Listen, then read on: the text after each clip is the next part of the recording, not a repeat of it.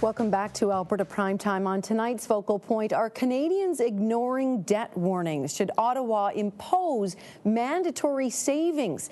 Plus, if we can't stop buying stuff, how about investing in pop culture in exchange for swag? How the internet is giving consumers new power and opportunities. The Monday Money panel brings in Jane Alm tonight. She's a senior investment advisor with Angus Watt Advisory and National Bank Financial. Jim Yee is a financial educator and founder of Retirehappy.ca.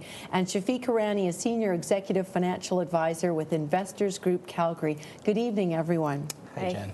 Hello. Canadians have hit new personal household debt levels, a record. We've reached 165% of our disposable income as debt. Jim, we've had a couple of years of warnings from the Bank of Canada governor, from Canada's finance minister. How concerned should we be at the numbers getting worse, not better?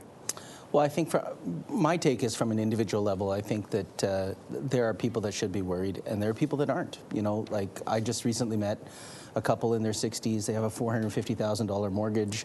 Numbers aren't looking very good, right? But then I just also met with, you know, a couple late 30s, 2 kids, paid off home, you know, monster savers. And so I think that these average numbers can be sometimes misleading. I mean, take care of your own household. Watch how much debt you have. Stress test your debt. What if interest rates go up 1%, 2%? How will that affect your ability to service your mortgage payments, your credit cards, all those things? The thing is, though, is that the message doesn't seem to be getting through to save more, at least for most people, based on those national figures. Shafik, in a speech to the Economic Club of Canada, Blake Goldring, the CEO of AGF Management Limited, says the government should look to other countries such as Australia and Singapore, which have compulsory savings programs. It's mandated on people. What do you think of that here?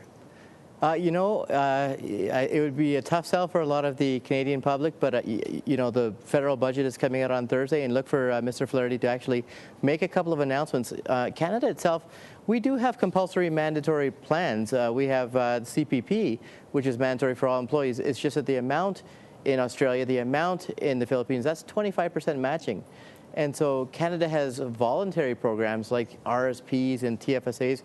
The participation rate in these programs is woefully inadequate right now. So they are going to look at maybe doing something, and they've hinted towards it over the last couple of years about doing something mandatory. Jane, what do you think? Because we've seen them make lending a little bit tougher, but we've still got people applying for credit cards to pay off the other credit cards.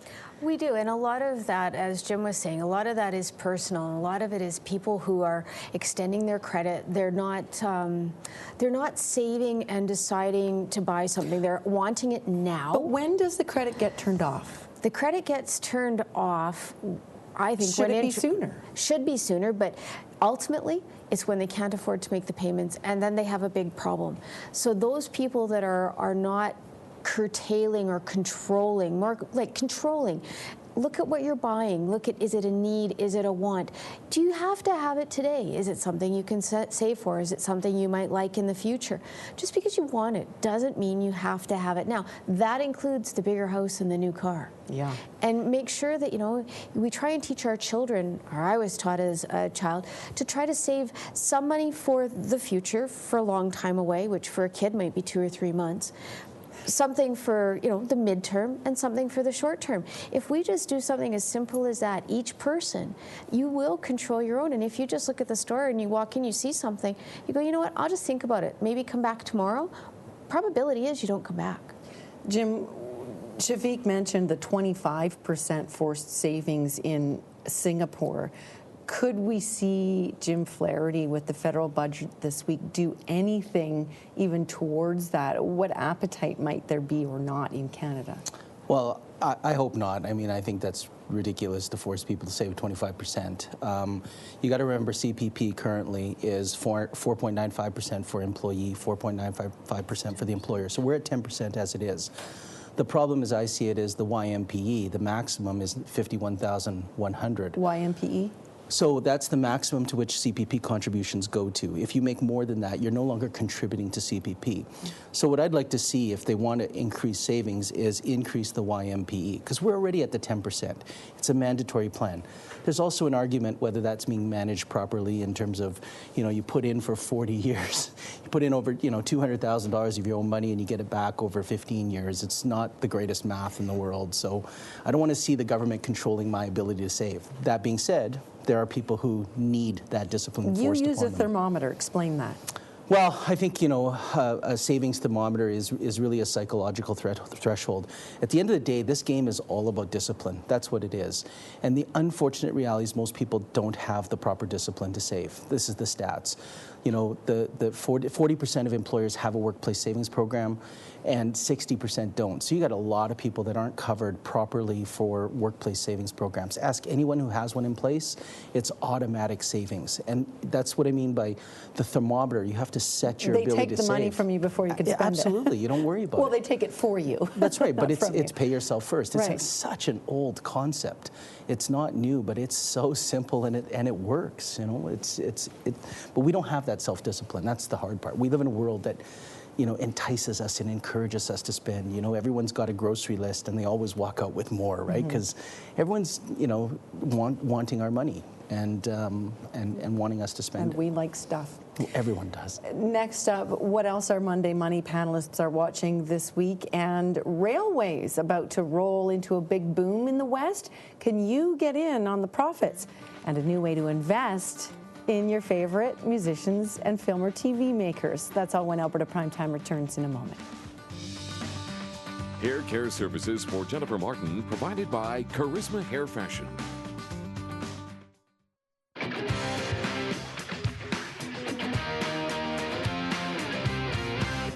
Welcome back to Alberta Primetime, and our Monday Money panel is in. We've debated personal debt and the idea of new laws to force people to save. Now let's find out what else is on our panelists' minds this week. What are you watching, Jim? We know the federal budget coming down Thursday. Yeah, this is a big time of year for anyone in the personal finance industry, for sure. Taxes are, central to our ability to save and spend and do things with our money. So it's a big focus. It appears to be somewhat uneventful. I think that, election years are usually big, interesting budgets, but this one doesn't seem to be too, not much is leaked out anyway, so I'm not sure what's going to happen.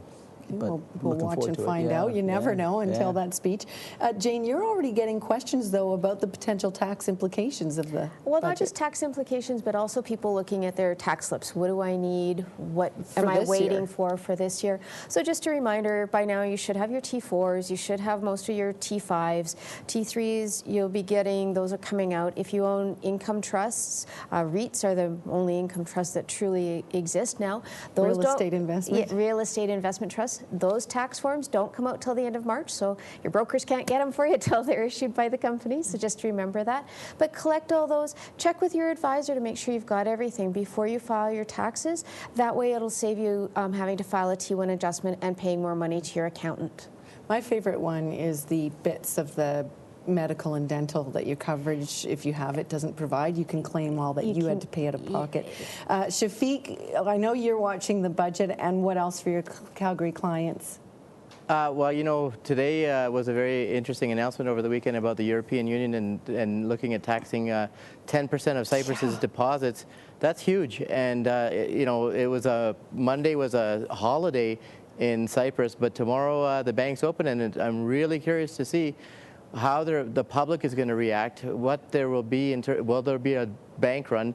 And prior to this announcement, the Dow was up 10 days in a row. It's one of the longest streaks in a decade for the Dow. And now we've had a couple of bad days. So it's going to be really interesting to see what happens tomorrow overseas. Well, yeah, taxing account holders to pay off the bank's troubles, just such a dangerous precedent. Shafik, could it spill over into the rest of Europe and really damage our markets and so the investments of people like you and I? Yeah, I hate to. This is unprecedented, and I'm, things are looking very positive across the world, and it's a small drop in the bucket. But this is very concerning if you're a voter, and this, yes, can certainly spill over to the rest of the world. There's a lot of uncertainty. Japan has got low unemployment. China's coming off a hard landing. There's a lot of uncertainty across the world. this could be really worrisome to see what happens tomorrow. Shafik, also interested to know what you think of the Keystone XL pipeline making more than headlines these days. It's triggered a $30,000 New York Times ad by the Redford government, firing that salvo in the paper to counter a negative op-ed. Redford is calling NDP leader Thomas Mulcair's comment in the U.S. that the pipeline would cost $40,000 jobs as ridiculous. It is. Who is right here, and should savvy Albertans meantime be looking at rail as a good investment? Yeah, you know, Jennifer, that's bang on, and we've been talking about this for about a year now. If you look at, you know, Keystone's 2 years behind schedule and it's still not approved.